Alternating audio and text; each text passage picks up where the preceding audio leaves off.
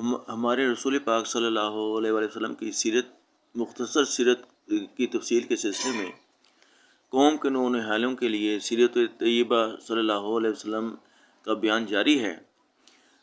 حضرت ابراہیم علیہ السلام کے بیان کے سلسلے میں ہم نے پہلے پڑھ لیا تھا کہ وطن چھوڑ دیا، حضرت حاجرہ سے شادی، دعا پوری ہوئی، فاران کی وادی۔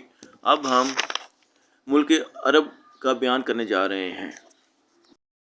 ملک عرب، خاص ملک عرب آج کل اس ملک کو کہا جاتا ہے جس پر سعودی خاندان کی حکومت ہے اور جو مملکت سعودی عرب کہلاتا ہے۔ یہ ملک براعظم ایشیا کے جنوب مغربی گوشے میں پھیلا ہوا ہے اور دنیا کا سب سے بڑا جزیرہ نما ہے۔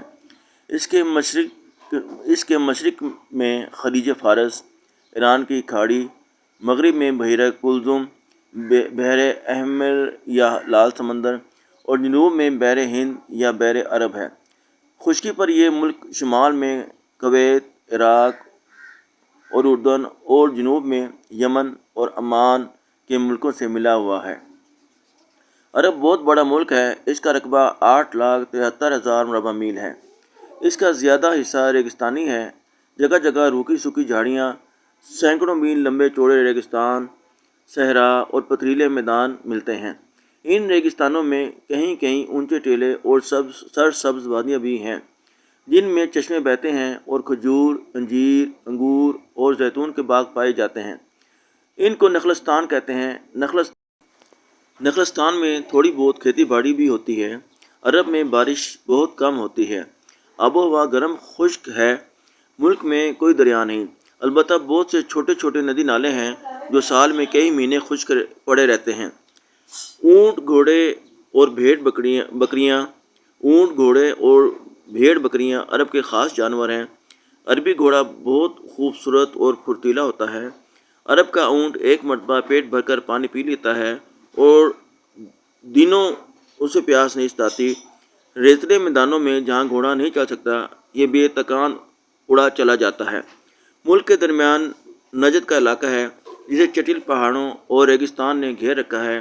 اس سے ہٹ کر جو علاقہ بحیرہ کلزم کے کنارے لمبائی میں اردن کی سرحد سے شروع ہو کر یمن کی سرحد پر ختم ہوتا ہے، حجاز کہلاتا ہے۔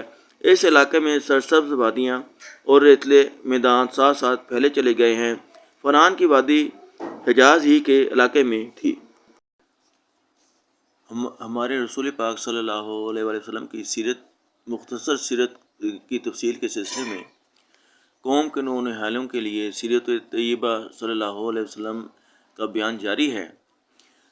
حضرت ابراہیم علیہ السلام کے بیان کے سلسلے میں ہم نے پہلے پڑھ لیا تھا کہ وطن چھوڑ دیا، حضرت حاجرہ سے شادی، دعا پوری ہوئی، فاران کی وادی۔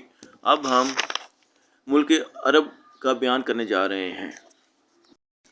ملک عرب، خاص ملک عرب آج کل اس ملک کو کہا جاتا ہے جس پر سعودی خاندان کی حکومت ہے اور جو مملکت سعودی عرب کہلاتا ہے۔ یہ ملک براعظم ایشیا کے جنوب مغربی گوشے میں پھیلا ہوا ہے اور دنیا کا سب سے بڑا جزیرہ نما ہے۔ اس کے مشرق میں خلیج فارس، ایران کی کھاڑی، مغرب میں بحیرہ کلزم، بحر احمر یا لال سمندر، اور جنوب میں بحر ہند یا بحر عرب ہے۔ خشکی پر یہ ملک شمال میں کویت، عراق اور اردن اور جنوب میں یمن اور عمان کے ملکوں سے ملا ہوا ہے۔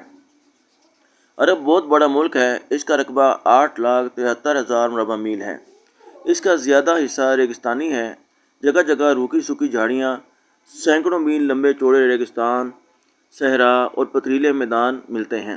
ان ریگستانوں میں کہیں کہیں اونچے ٹیلے اور سرسبز وادیاں بھی ہیں جن میں چشمے بہتے ہیں اور کھجور، انجیر، انگور اور زیتون کے باغ پائے جاتے ہیں۔ ان کو نخلستان کہتے ہیں۔